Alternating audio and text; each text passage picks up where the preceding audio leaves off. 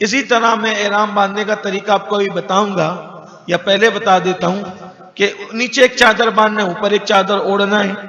लेकिन कैसे बांधना है नीचे की चादर, इसका कोई तरीका हदीस पाक में तालीम नहीं फरमाया गया, हम पे छोड़ दिया गया।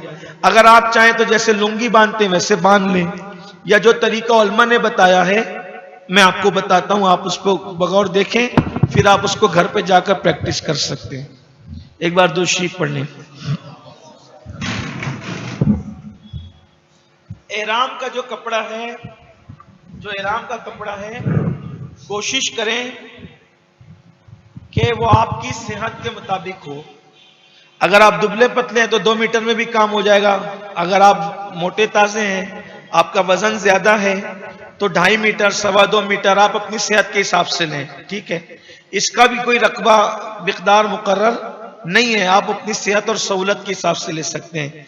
मेरा मशवरा आपको यह है कि अगर आप एहराम लें तो तौलिए वाला लें, ये कपड़े वाला न लें।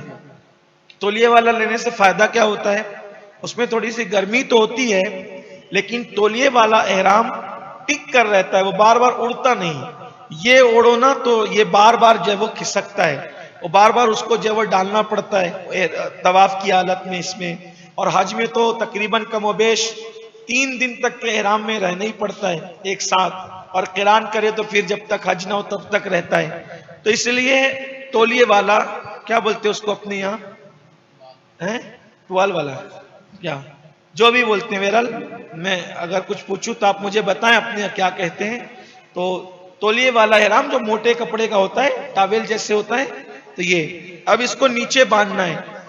इसको मेरी मालूमात में हमारे बुजुर्गों ने 3 तरीके बताए हैं, वो इस तरह से। नंबर 1, एक तरीका ये है कि ये दोनों सिरे, एहराम की चादर के दोनों सिरे बराबर कर लें, और बराबर करके यहां हाथ रख करके इसको यूं करके यूं बांधे, ठीक है। ये तरीका हुआ ये। और उसके बाद कमर कसने की नियत से पट्टा लगाना या डोरा बांधना ये मकरूह है, नहीं कर सकते। अलबत्ता पैसे या तस्बीह या जरूरत की चीजें रखने की नियत से बेल्ट लगाना, इस तरीके का बेल्ट होता है, ये जायज है। जिसमें जेब वगैरह बनी होती है वो जायज है। खालिस जिसमें जेब वगैरह ना हो, कमर कसने के लिए नहीं बांध सकते। ये एक तरीका हो गया। दूसरा तरीका ये है कि इसको इस तरीके से बांधा जाए कि एक सिरा दाईं तरफ का जो है वो ज्यादा बड़ा कर लें, दूसरा सिरा अपने सेहत के हिसाब से इस तरह डालें, और उसको इस तरीके से डालकर यूं करके बांध लें। तीसरा तरीका यह है जो बहुत सतरपोश है, मुझे बहुत पसंद है। एक तरीका यह है कि आप जो है वो एहराम की चादर को इस तरीके से ले लें, इस तरह से, ठीक। और ये करने के बाद जो यूं होता है उसको यूं कर लें, ऐसे। आमतौर पे मेरा तरीका, यानी ज्यादातर मैं इसी तरह से बांधता हूं। उसकी हिकमत यह है कि अगर इस तरह हम बांधते हैं तो कैसे भी बैठे, कैसे भी चले, तो इसमें जो है वो बेसतरी होने का खौफ नहीं होता इस तरह बांधने में। एक तरीका और बता देते हैं कि आप जैसे लुंगी बांधते हैं, लेकिन उसमें जब आप चलते हैं तो माज़अल्लाह ऐसा लोगों ने कहा मुझे कि जब लोग अपने अंदाज से इसके अलावा बांधते हैं तो चूंकि कहीं उनको दौड़ना होता है सफा मरवा पर भी, कहीं तेज चलना होता है। जब हम काबे का तवाफ करते हैं 3 चक्कर के शुरू में, हमें जब अकड़ करके पहलवानों की तरफ चलना पड़ता है रमल की हालत में, तो उस वक्त तेज चलने की वजह से जब वो उड़ता है ना तो लोगों की रानें तक नजर आती है। अस्तगफिरुल्लाह। अब ये तो आम हालत में भी हराम है रानें, क्योंकि नाफ से लेकर घुटने तक का हिस्सा किसी भी अजनबी का देखना दिखाना हराम है। और हरम के अंदर अगर कोई नंगा हो, इसी तरह जब एहराम बांधे, थोड़ी सी इसकी एक एहराम बांधे तो इस तरीके से आप बांधे कि ये नाफ के ऊपर होना चाहिए। एहराम जब आप बांधे ये नाफ के ऊपर होना चाहिए। कुछ लोगों का पेट बड़ा होता है तो वो क्या करते हैं, वो नाफ के नीचे ही बांधते हैं। नाफ भी दिख रही होती है, पेट भी दिख रहा होता है हालत एहराम में, और वो चादर ऊपर डाल लिए होते हैं तो उनको कुछ एहसास भी नहीं होता। हालांकि ये हराम है, हराम है। जो लोग भी उतना हिस्सा उसका देखेंगे वो भी गुनहगार होंगे, ये भी, और लोग आराम से घूम रहे होते हैं। ये अच्छी चीज नहीं है। तो नाफ के ऊपर बांधा करें, क्योंकि नाफ से लेके घुटने तक का हिस्सा अहनाफ के नजदीक सतर औरत है, जिसका देखना और दिखाना हराम है। इस तरह बांधें, फिर बेल्ट लगा लें। ये अब बेल्ट आपने लगा लिया, आप देखें कैसे भी बैठेंगे, कैसे भी बैठेंगे ऐसे देखिए, तो ये कैसे भी चलेंगे तो आपकी टांगे नहीं दिखेगी। उसके बाद आप इसको यूं बांध सकते हैं बेल्ट को। बेल्ट आप ले लें, ये जेब जिसकी आपको काम में आएगी पैसे रखने के लिए और तस्बीह वगैरह रखने के लिए, ठीक है। और ऊपर की चादर इस तरीके से ओढ़ लें।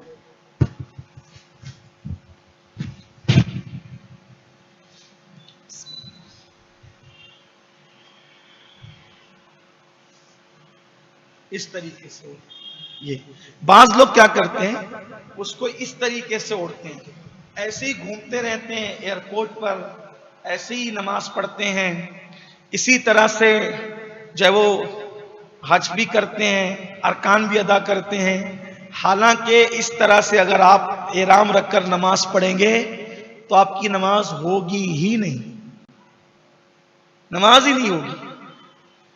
तो इसलिए ये जो कंधा खुला रखने का हुक्म है वो सिर्फ तवाफ में है, और वो भी तवाफ में उस तवाफ में है जिस तवाफ के बाद आपको सफा मरवा की सही करना है बस, और वो भी सिर्फ हालत तवाफ में खोलना है। उसके अलावा हमेशा आपको कंधा ढक करके रखना है। बात समझ में आ गई? इस तरीके से अब आपने चादर बांध ली, जब वो दोनों चादरें बांध ली, आप हैं कहां? एयरपोर्ट पर। अब आप नफिल नमाज पढ़ लें एहराम की नियत से। जब भी एहराम की नियत करना हो नफिल नमाज पढ़ लें। नफिल नमाज जब पढ़ें तो लोग ऐसे खुले सर पढ़ते हैं, हालांकि आपको सर पे चादर डाल लेना चाहिए और चादर डाल करके 2 रकअत नफिल नमाज पढ़ें। और जब नफिल नमाज पढ़े तो हो सके तो पहली में कुल या अय्युहल काफिरून और दूसरी में कुल हुवल्लाह शरीफ पढ़ लें, ठीक। लेकिन अब मैं आपको मशवरा यहां देना चाहता हूं कि आप नमाज तो पढ़ लेंगे, नफिल नमाज अगर मकरू वक्त नहीं है तो आप नमाज पढ़ लेंगे, लेकिन नमाज पढ़ने के बाद आप अभी एहराम की नियत नहीं करेंगे। अब यहां आगे बढ़ने से पहले मेरी माओं और बहनों पर भी थोड़ी सी गुफ्तगू कर लें। मर्दों का एहराम तो ये 2 चादरें होती है, अपने सिले हुए कपड़े उसको उतार देना होता है। लेकिन औरतों का जो एहराम होता है तो उनका कोई मखसूस एहराम, हाथ दर्द करें, मैं ले ले, ठीक, जज़ाकल्लाह। औरतों का जो एहराम है वो उनके सिले हुए कपड़े ही है।